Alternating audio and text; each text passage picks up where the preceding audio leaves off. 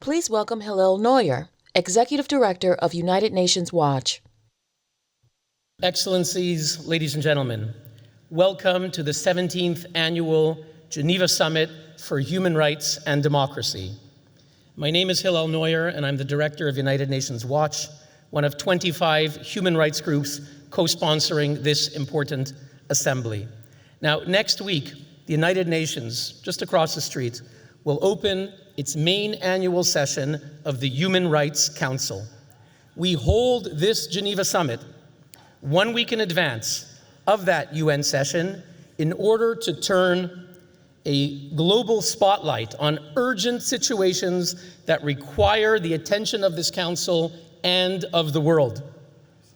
That is why courageous human rights voices have gathered here today from the four corners of the earth to bear witness before the world of the tyranny and oppression they confront, to sound the alarm, to call for action. You know, when most people hear the words UN Human Rights Council, they imagine in their minds men wearing long white beards, dressed in white robes, strolling along Mount Olympus, basing their decisions on facts, logic, and morality, when nothing could be further from the truth. Sitting around the table at the UN Human Rights Council across the street are not Aristotle, Socrates, or Plato.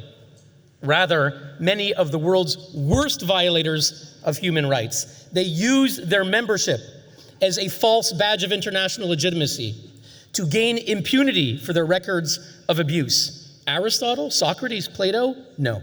The members include repressive regimes like China, Cuba, Qatar, Sudan, Vietnam, and many others.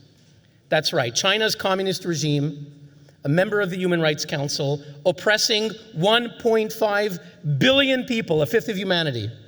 Yet it has never once been criticized by any council resolution, inquiry, or special session. On the contrary, they'll be sitting next week across the street as a judge.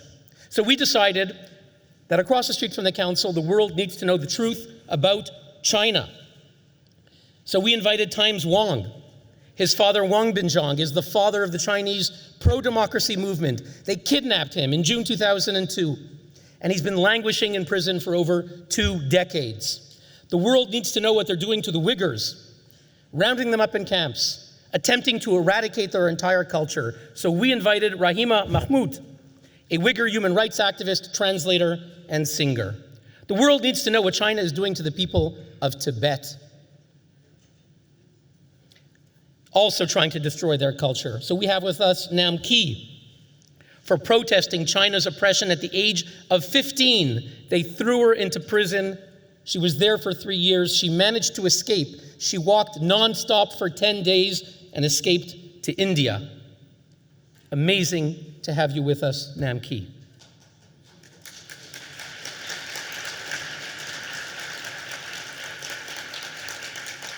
And the world needs to know what they're doing to Hong Kong. Once a great island of freedom in Asia, its democracy has been strangled by Beijing. So we invited Sebastian Lai to tell us about his father, Jimmy Lai, publisher of a major pro-democracy newspaper. A very successful man. Jimmy Lai could have escaped abroad, but he said no. He chose not to abandon ship, to stay with his people. They threw him in prison. He's 77 years old. Now, another country sitting as a judge next week on the UNHRC is the police state of Cuba.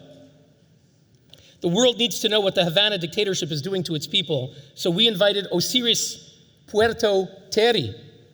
He took part in the historic pro-democracy protests of July 2021. They shot him multiple times. He's very brave to fly here to testify and then to be going back to Cuba. Gracias.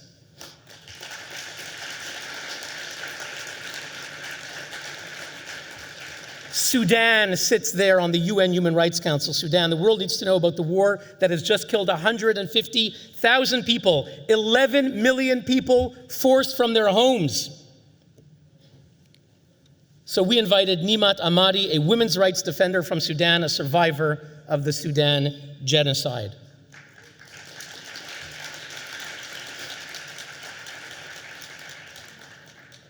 Vietnam sits on the UNHRC, a one-party communist regime. The world needs to know how they silence all dissent, including on social media.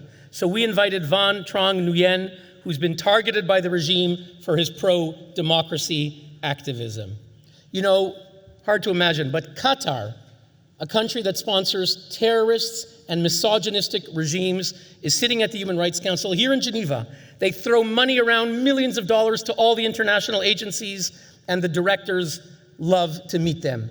Yet Qatar supports terrorists and misogynistic regimes like the Taliban in Afghanistan.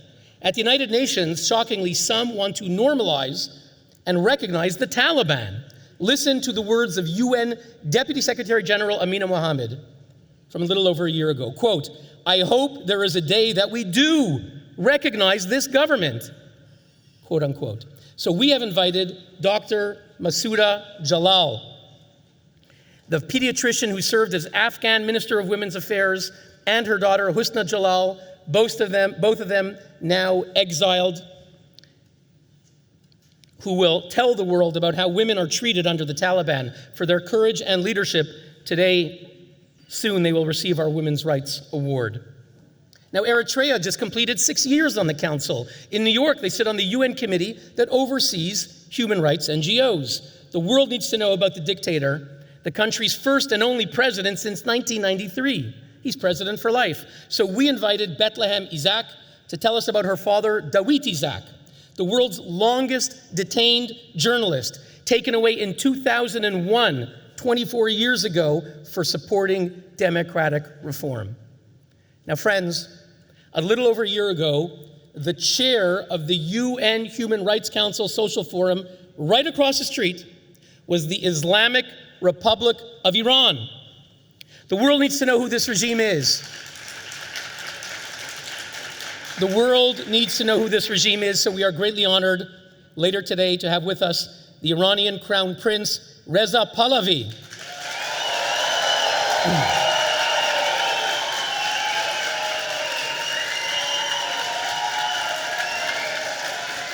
The renowned opposition leader who will deliver the keynote address. And with the help of our longtime partner, Nazanin Afshinjam, we are holding a panel of survivors. We'll hear from Mahan Merabi. Her brother Mahmoud was arrested for taking part in the Women Life Freedom protests. In May, he was sentenced to death for the crime of criticizing the government on social media. Abul Fazl Amir Atai was killed at age 16 for protesting. His mother, Mariam Dior, is here to tell the story. And we'll hear from Saman Puryagma. We'll hear from Saman also for protesting. They shot him in the eye. Now you should know, for daring to come here, these courageous survivors, these witnesses, have been threatened and attacked. Thank you, nevertheless, for coming here.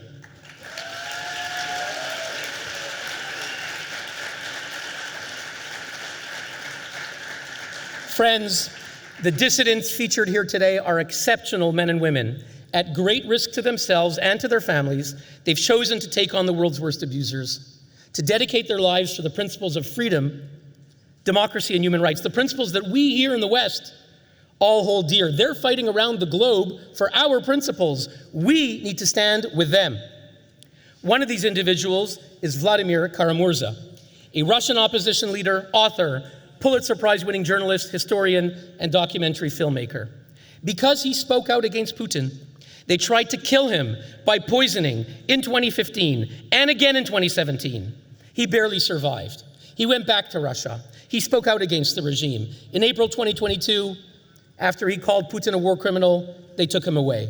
They sentenced him to 25 years in prison for treason. He was languishing in a Siberian gulag, in solitary confinement, his health deteriorating. His wife, Evgenia, went around the world tirelessly fighting for his release. We hosted her several times here at the summit, across the street at the United Nations. By a miracle, in August, Vladimir was released, and we're going to see them both reunited soon on stage. In Venezuela, the dictator Nicolas Maduro has destroyed the country, causing more than 7 billion people to flee. He has been on the Human Rights Council many, many years. with the support, however, of opposition leader Maria Corina Machado. In the elections held in July, Edmundo Gonzalez decided to run for president. The world knows that he won. Maduro lied and made up fake results. The world knows that Mr. Gonzalez won. The regime has now kidnapped his son-in-law.